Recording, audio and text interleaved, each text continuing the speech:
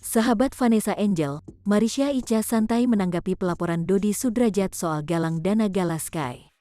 Tak kesal apalagi emosi, Marisha Ica komentari rencana ayahanda Vanessa Angel tersebut. Sekedar informasi, mertua Bibi Andriansyah kembali jadi sorotan lantaran membuat laporan ke polisi.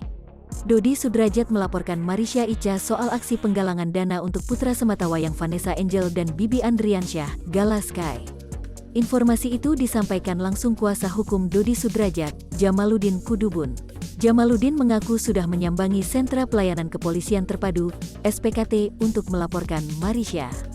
Namun karena ada berkas yang belum lengkap, pihaknya diminta untuk melengkapi terlebih dahulu dan kembali lagi.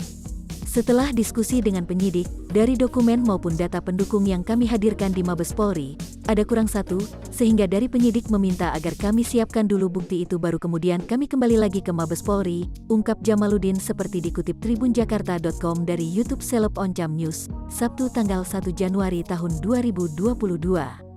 Jamaluddin menambahkan, aksi penggalangan dana yang dilakukan Marisha belum berizin. Oleh sebab itu, ia berujar Marisha akan dipanggil oleh Kementerian Sosial untuk dimintai keterangan. Sesuai berita yang kami baca hari ini, Kemensos telah mengeluarkan rilis terkait donasi sebagaimana yang dilakukan oleh saudara Mi itu belum mempunyai izin hingga saat ini.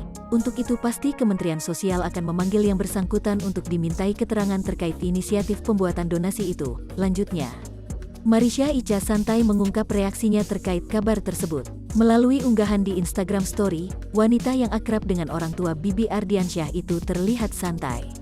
Wah, dengar-dengar ada yang laporin aku di Mabes Polri perihal donasi ya tadi siang. Hati-hati sekarang kalau mau galang dana untuk kemanusiaan, akan diprovokasi untuk dilaporin sama si mbaknya, beber Marisha diikuti emot icon tertawa di akhir kalimat.